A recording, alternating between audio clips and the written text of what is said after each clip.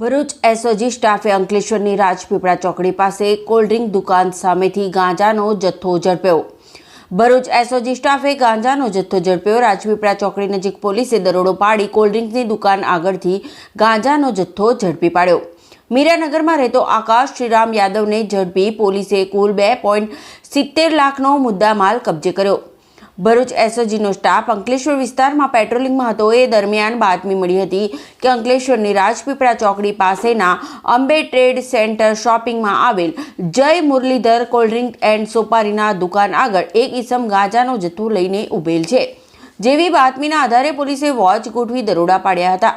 પોલીસે સ્થળ પરથી 435 ગ્રામ ગાંજાનો જથ્થો ઝડપી પાડ્યો હતો। પોલીસે 2 લાખથી વધુનો ગાંજો અને મોપેડ મળી કુલ 2.70 લાખનો મુદ્દામાલ કબજે કર્યો હતો અને મીરાનગરમાં રહેતો આકાશ શ્રીરામ યાદવને ઝડપી પાડ્યો હતો, જ્યારે વિવેક ચૌહાણને વોન્ટેડ જાહેર કરી વધુ તપાસ હાથ ધરી છે।